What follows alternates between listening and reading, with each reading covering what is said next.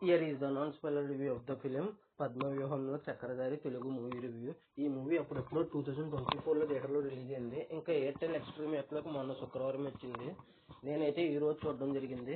చూసిన తర్వాత నాకు ఎలా అనిపించిందని విషయంలోకి వెళ్ళేలోపు ది సీక్రెట్ ఆఫ్ ది సిలేదర్స్ అనే మూవీ రివ్యూ, మదగజరాజా అనే మూవీ రివ్యూ, ఐడెంటిటీ అండ్ పోతుగడ్డ అనే మూవీ రివ్యూస్ ఇచ్చాను. దీంతో పాటు చాలా రివ్యూస్ ఇచ్చాను. మా కంటెంట్ చూడండి.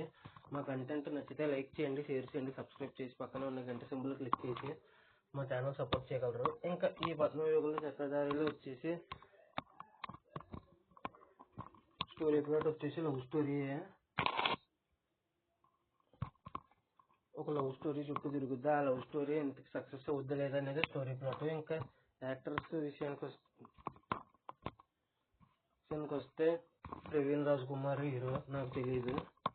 మధునందన్ అని, మహేష్ వెట్ట అని, అశ్వరెడ్డి గారు, మురళీధర్ గౌడ్ గారు మాత్రం తెలుసు నాకు.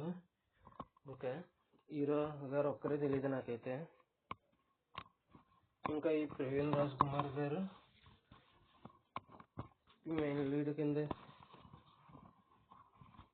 చిన్న సినిమా కింద రిలీజ్ అయిన ఓటీటీలోకి వచ్చిన ఈ సినిమా నాకు ఎలా అనిపించింది అనే విషయంలోకి వెళ్తే నాకైతే just okay, one time watchable, ఒకసారి ఈజీగా చూసేయచ్చని అయితే అనిపించింది. అలాగే ఓటీటీలోనే కాబట్టి చూసేయచ్చని అనిపించింది. నాకైతే ఎక్కడ బోర్ కొట్టలేదు. వన్ టైం వాచబుల్, ఈజీగా టైంపాస్ అయిపోద్దని అయితే చెప్పొచ్చు. ఎక్కడ బోర్ అయితే కొట్టలేదు. ఇంకా ఎస్పెషల్లీ సెకండ్ హాఫ్లో కొన్ని డైలాగ్స్ మాత్రం కొద్దిగా ఎమోషనల్గానే కనెక్ట్ అవుతాయి. లవ్ గురించి చెప్పే కొన్ని డైలాగ్స్ ఎమోషనల్గా కనెక్ట్ అవుతాయి అని అయితే చెప్తాను. ఫస్ట్ హాఫ్ బాగానే ఉంది, కానీ సెకండ్ హాఫ్లో డైలాగ్స్ మాత్రం బాగా ఇంపాక్ట్ ఇస్తాయి. ఒకలాంటి ఎమోషన్ ఫీల్ అవుతాం మనం ప్రీ క్లైమాక్స్ దగ్గర వచ్చే డైలాగ్స్, సెకండ్ హాఫ్లో స్టార్టింగ్లో వచ్చే డైలాగ్స్ దగ్గర అయితే అదైతే చెప్పగలను. ఈ మూవీ వచ్చేసి స్క్రీన్ ప్లే, స్టోరీ రొటీన్ అయినా కూడా స్క్రీన్ ప్లే డైరెక్షన్ వల్ల ఎక్కడ బోర్ కొట్టిన ఫీలింగ్ అయితే కలగలేదు నాకైతే.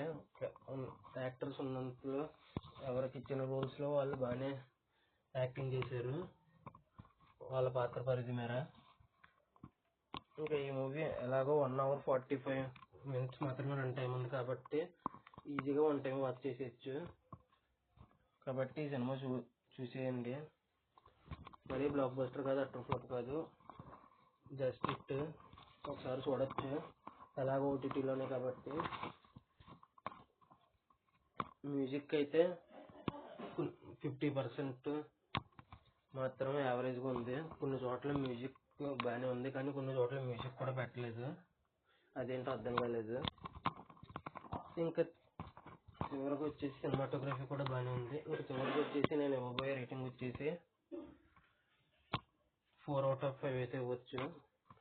వన్ టైం చూసేయండి, ఈజీగా ఎయిర్టెల్ ఎక్స్ట్రీమ్ యాప్లో స్ట్రీమ్ అవుతుంది. నా ఈ వీడియో చివరి వరకు చూసిన ప్రతి ఒక్కరికి పేరు పేరున thanks for watching. Jai Hind, signing off, bye bye.